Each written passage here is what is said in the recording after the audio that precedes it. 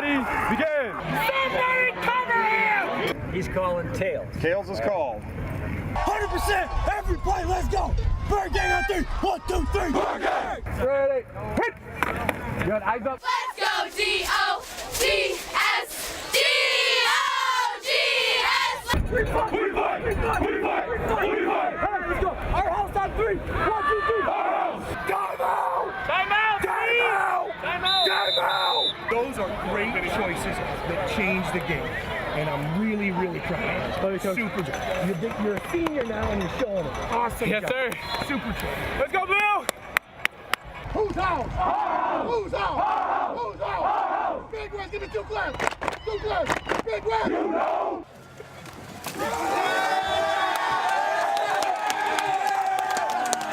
Is that why you moved? You betcha.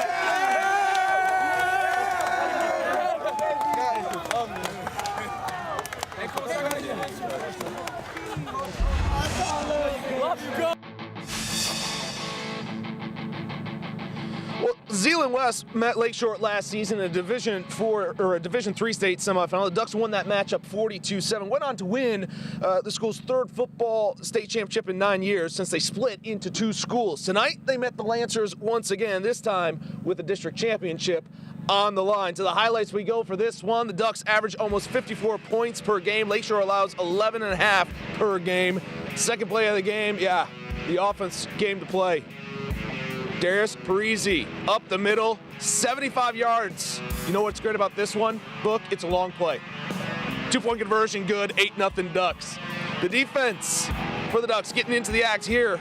Chase McGrain, pass tipped and intercepted by Book. Who? Nick Sandunarat, the big fella. Gonna take it back to the 10, and the Ducks would take advantage. Dakota Grink in for the 2-yard score, 2-point missed, 14-0 Ducks. Second quarter, Lancers trying to keep it close. McGrain making the pass, taking it himself, 12 yards for the score. It's a 7-point game. Too much Ducks here. Casey Brinks taking himself, 33 yards for the score. Boy, Lancers made this thing interesting though. Zeeland West goes on to win by just 2 points, 30-28. The Zeeland West team that has been Brett Makita's #1 team since week 1. Hey, they won. Yeah, win's a win, right? That's win's a win. In advance.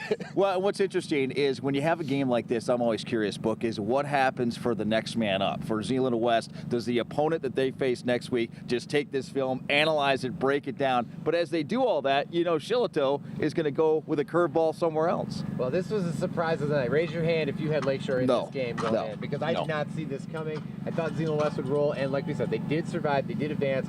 Probably not their best effort tonight, and that you got to do that. You got to win games when you don't have your A game. You figure they bounce back and play well next week.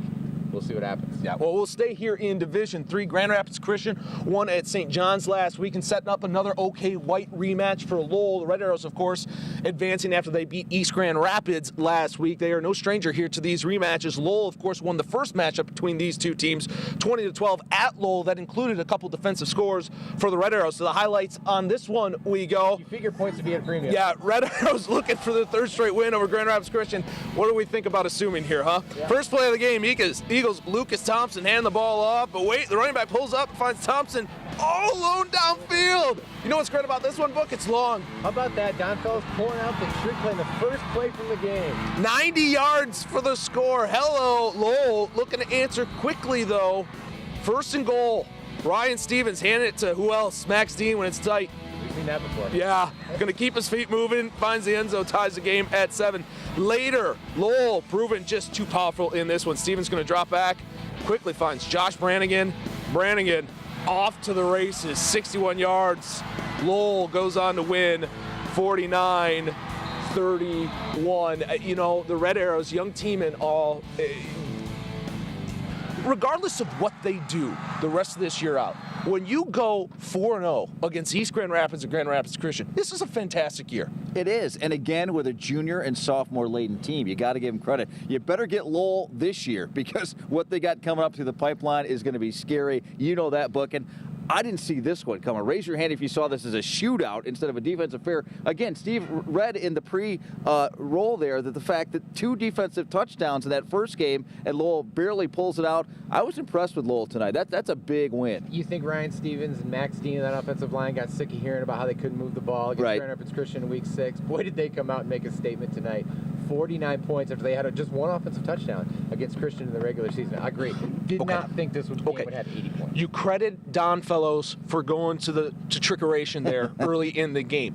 Is it a sign of, hey, a guy who's looking to make something happen, or is it almost a sign of desperation in that point of, hey, we got to take any chance we can get on this team? No, I think it's a sign of points were going to be at a premium in this game because we thought it would be a low-scoring game. I would think the coaches thought it was going to be a low-scoring game after what happened in Week 6. So maybe we can catch them napping on the first play of the game, and that would be huge. And it just didn't turn out to be that way. Ask our colleague Tim Swore. Matter of fact, I will later in the show. When it comes playoff time, you do whatever you can to get a win, and that might be trick play on the first play of the game. Well, let's look ahead to next week, Brett, because how about this matchup now? Lowell and Zeeland West. Did we ever think we'd see that? All the years of Lowell in 2 and Zeeland West in 4, they've come together to meet in 3. That's going to be fun. Well, that's the fun part, guys, about the playoffs. It's not only the players and the tradition, the programs, but when you get coaching staffs, I want to emphasize not just head coaches, but coaching staffs that have been coaching this long, 1 state championships, and you get them in round 3, I mean, that's what we all wait for. Well, we got one heck of a staff here, and we are just hitting our stride on the final edition of the Blitz here for 2014.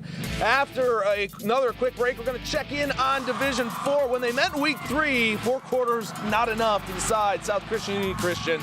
Would they resolve their differences in regulation tonight? The highlights are after the break, and tonight will be the final Blitz rulebook segment of 2014. Jason, you going to be ready for this? I'll be a little teary-eyed. Mark talking about protecting the punter because we all know they need protecting just like anybody else. The Blitz will be right back.